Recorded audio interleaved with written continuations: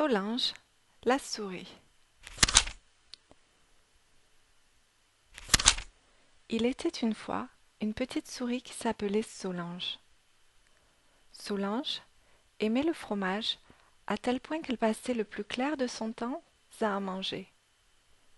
Bien des fois, elle n'avait plus faim, mais elle en mangeait quand même. C'est tellement bon, se disait-elle.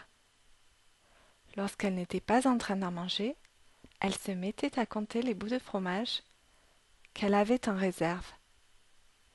Il fallait être sûr qu'il y en ait assez pour le lendemain et le surlendemain et tous les jours qui suivaient. C'est tout ce qui comptait. Rien d'autre n'avait d'importance dans sa vie. D'ailleurs, Solange dormait au milieu de fromage et ne rêvait que de fromage. Un jour, une autre souris s'installa à côté de chez elle.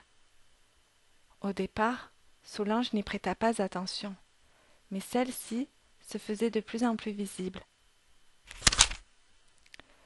Puis un jour, elle vint à frapper chez elle. « Bonjour, lui dit-elle, je suis votre nouvelle voisine. Je m'appelle Ina. Si vous le souhaitez, j'ai des magnifiques grains d'orge.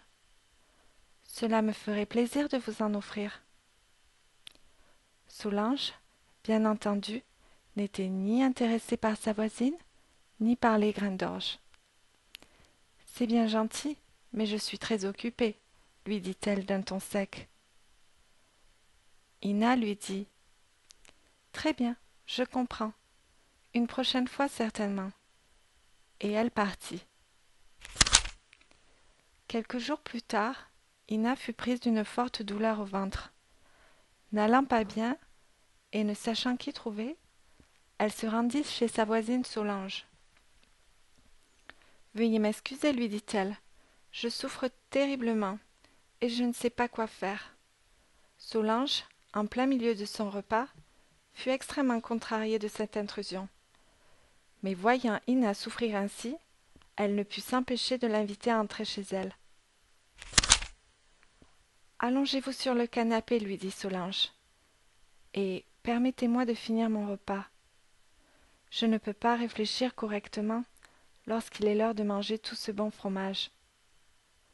Il faut dire que la table en était couverte de toutes sortes. » Ina, allongée, observait Solange les savourer. Cette dernière émettait entre chaque bouchée des sons de délectation. Pour Ina, l'odeur qui s'en dégageait commençait à lui piquer le nez tant elle était forte. Durant le repas, Solange n'échangea aucun mot ou regard avec son invité.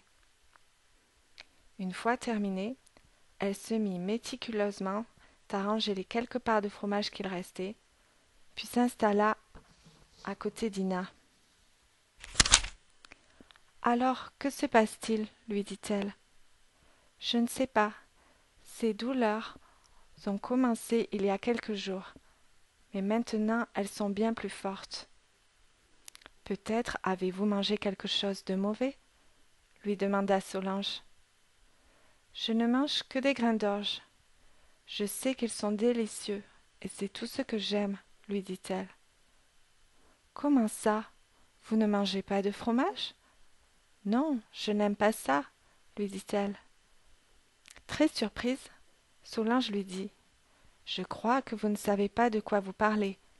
Rien n'est meilleur que le fromage. » Ina lui dit « Veuillez m'excuser, mais il n'a rien de mieux que le grain d'orge. » Puis, elles se disputèrent un petit moment à ce sujet, mais d'un coup, les douleurs au ventre d'Ina se firent plus fortes, et les deux souris commencèrent à s'inquiéter. Solange, qui n'avait pas pour habitude de se préoccuper des autres, fut malgré tout sensible à sa voisine. Elle ne voyait que rarement des gens et ne recevait jamais personne. Elle réalisa qu'elle n'avait pas proposé à Ina du fromage durant son repas et se sentit un peu gênée par son manque de politesse. « Ina, lui dit-elle, Veuillez m'excuser, j'ai oublié de vous proposer de manger avec moi tout à l'heure. Ce n'est rien. Comme je vous l'ai dit, je déteste le fromage de toute façon. Solange ne comprit pas que son amie ne puisse pas apprécier le plaisir qu'il procurait. Prise au vif, elle partit chercher un morceau de fromage. Ce n'était pas possible que quelqu'un ne puisse pas aimer ce qui pour Solange était si précieux. « Tenez, goûtez ça, lui dit-elle en tendant un morceau. « Quelle horrible odeur!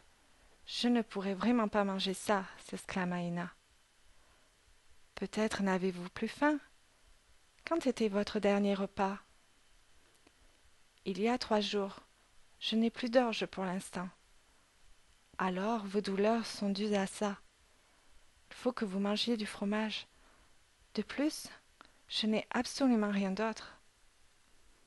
Ina se sentit trop faible pour aller chercher ailleurs du réconfort. Mais l'odeur du fromage lui donnait maintenant des nausées.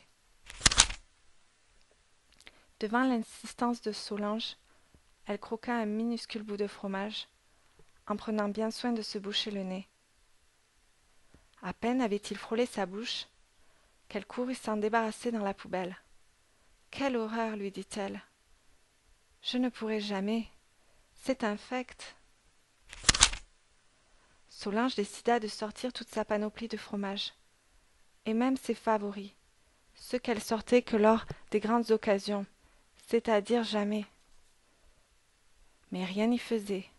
Elle ne voulait rien avaler, et commençait à s'affaiblir de plus en plus. Voyant sa nouvelle amie devenir de plus en plus pâle, Solange voulut absolument trouver une solution. C'est alors qu'elle eut l'idée de lui parler de son fromage préféré. Elle commença à lui raconter où il avait été créé, d'où venait le lait, sur quelle montagne, l'importance qu'avaient joué l'herbe, le soleil et la pluie.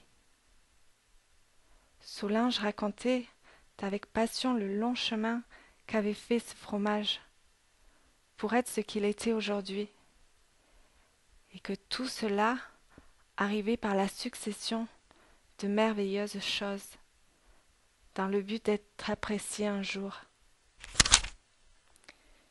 Ina, soudainement, n'avait plus l'impression de voir un simple morceau de fromage, mais c'était devenu pour elle aussi quelque chose de précieux, comme une promesse.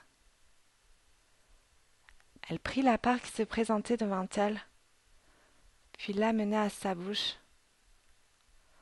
En la croquant, elle se mémorisa tout ce qu'il avait fallu pour qu'à cet instant précis, elle puisse s'en délecter.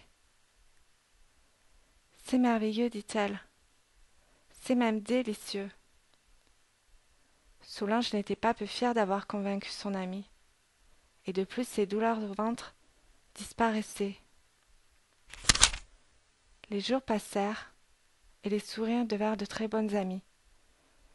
Il faut dire qu'il n'y avait pas qu'Ina qui avait découvert quelque chose. Solange avait beaucoup appris sur elle-même grâce à sa voisine. Elle eut beaucoup de plaisir à faire découvrir sa passion du fromage à Ina, ce qui lui permit d'avoir envie de faire connaître au plus grand nombre le plaisir d'en manger. Aujourd'hui, Solange continue bien entendu d'aimer le fromage. Mais par-dessus tout maintenant, elle aime partager avec les autres l'histoire que porte cette promesse, pour qu'eux aussi puissent en savourer un jour tous les plaisirs. Il semblerait qu'elle s'y réussit, vu le nombre de souris qui aiment le fromage de nos jours.